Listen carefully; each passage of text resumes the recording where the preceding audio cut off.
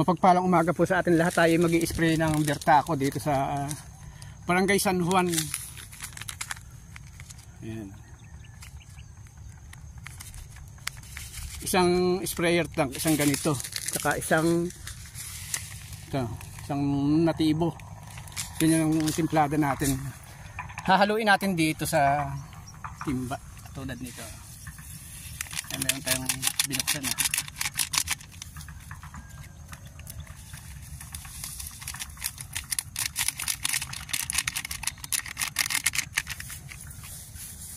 Hahalo natin itong kanang sprayer. Kung kasi siyang matunaw, medyo hindi siya ba madaling tunawin. Pwede direkta, kaya lang para mas mainam yung timplahin dito sa timba.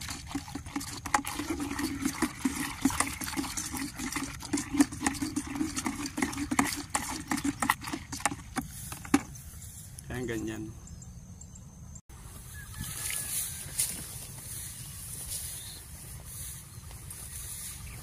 Ito na yung palay natin sa Barangay San Juan. I-sprayan natin siya ng Bertaco tsaka natibo mix.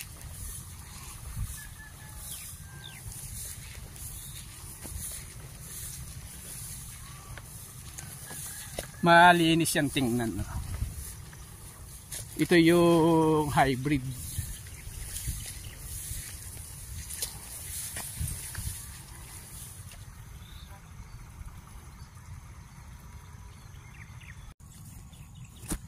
Tapos na tayo sa may tabing bahayan. Dito naman tayo sa papunta na tayo rito sa may tower.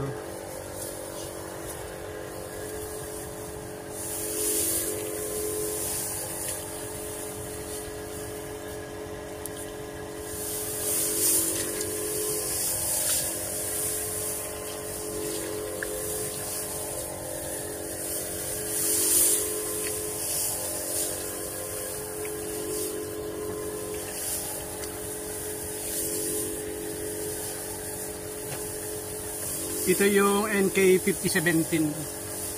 Yung sa may tabing bahayan, 937 yan. Long pin.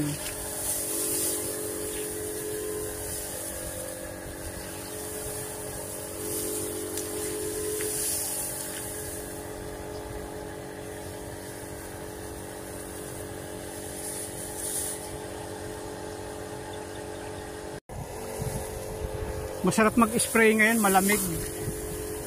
Kaya para hindi ka naman din halos papawisan. Mahangin na. Wala pang sikat yung araw.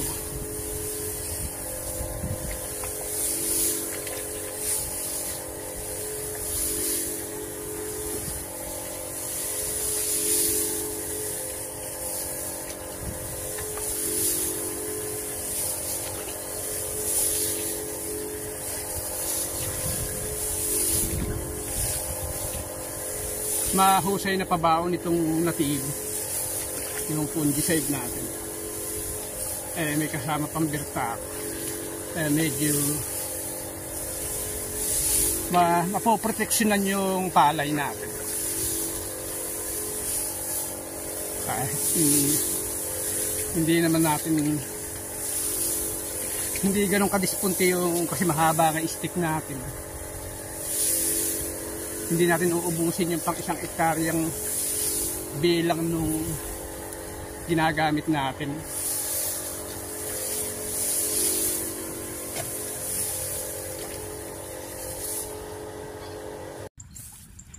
Ito yung inihulip natin dati rito.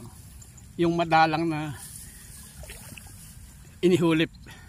Ayun, malalaki na sila. Medyo may dilaw-dilaw pero mawawala na yan kasi inisprayan natin siya ng fungicide. Ayan. Madalang lang siya pero napakalalaki ng puno niya.